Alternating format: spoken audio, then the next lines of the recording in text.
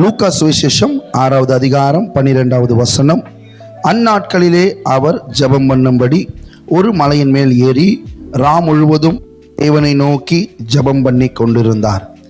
கிறிஸ்து இயேசுவில் இருந்த சிந்தை நம்மிலும் இருக்கட்டும் என்கிற தலைப்பின் கீழாய் 40 நாள் தியானம் பண்ணி ஜெபிக்கிறோம். இன்றைக்கு 25வது நாள். இயேசு கிறிஸ்து ஜெபம் பண்ணுகிறவராக இருந்தார். ஆம், இயேசு கிறிஸ்து ஜெபிக்கிறவராக இந்த பூமியிலே வாழ்ந்தார். அவர் ஜெபிக்க வேண்டும் என்று அவசியமில்லை. அவர் தேவனுடைய குமாரன். அற்புத அடையாளங்கள் அவரால் நடத்தப்படுகிறது. ஆனாலும் அவருடைய பிள்ளைகளாய் இருக்கிற நாம், அவரை விசுவாசிக்கிற நாம் ஜெபிக்க வேண்டும் என்பதற்காகவே அவர் ஜெபிக்கிறவராக எல்லா இடத்திலும் நமக்கு காண்பித்தார். ஊழியம் செய்ய அவர் துவங்கும் போதே அவர் ஜெபிக்கிறவராக காணப்பட்டார். ஆம், ஊழியத்தை துவங்கும் போதே 40 நாள் உபவாசம் பண்ணி அதற்காக ஜெபித்தார். சீஷர்களை தெரிந்து கொள்ள இரவு முழுவதும் ஜெபித்தார். அற்புதங்கள் நடக்கும் முன்பும் நடந்ததற்கு பின்பும் இயேசு கிறிஸ்து ஜெபிக்கிறவராக இருந்தார். இரவு முழுவதும் ஜெபித்தார். தனியே சென்று ஜெபித்தார்.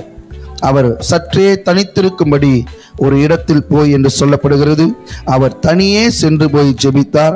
தன்னோடு இருக்கிற சீஷர்களை உற்சாகப்படுத்தி அவர்களை அழைத்து சென்று ஜெபித்தார். தான் செய்தவைகளை குறித்து ஆண்டவர் தேவனுக்கு தெரியப்படுத்த அவர் ஜெபித்தார். அதிகாலையிலே இருட்டோடே எழுந்து ஜெபித்தார் என்று வேதத்தில் இயேசு கிறிஸ்துவை குறித்து நாம் அதிகமாய் தியானிக்க முடிகிறது.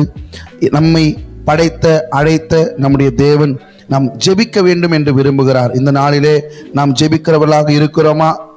ஆமேன். தனி ஜெபமா, குடும்பமான ஜெபம், சபையின் ஜெபங்களிலே நாம் பங்கு பெறுகிறோமா? ஆண்டவர் சொல்லுகிறார், உங்களை நிந்திக்கிறவர்களுக்காக ஜெபியுங்கள். உங்கள் வேண்டுதல்கள் எல்லாவற்றையும் ஸ்தோத்திரத்தோடு விண்ணப்பங்களை தேவனுக்கு தெரியப்படுத்துங்கள். கேளுங்கள் என்று சொன்னார். நாம் எவைகளை கேட்கிறோம்? ஆமேன்.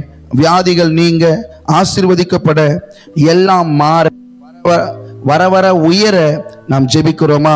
இந்த நாளிலே நாம் ஜெபிக்க வேண்டியதை கர்த்தர் நமக்கு உணர்வுபடுத்துகிறார். நம்முடைய ஏஜி ஸ்தாபனத்திலே 100 மணி நேர ஜெபம் இன்றைக்கு தான் முடிந்தது.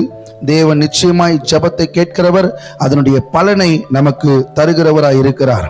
ஆம், யாபேஸ் ஜெபம் மனிதரை போல என் தேவனே என்னை ஆசீர்வதியும், என் எல்லைகளை விரிவாக்கும், என்னோடு கூட இருந்து தீங்கு துக்கப்படுத்தாதபடி காத்துக்கொள்ளும் என்று சொல்லி ஜெபித்தது போல கர்த்தர் அற்புதம் செய்தார். நாமும் இன்றைக்கு ஜெபிக்கிறவர்களாக இருப்போம். தேவனை போல மாறுவோம். ஜெபிப்போம், ஜெயம் பெறுவோம். God bless you.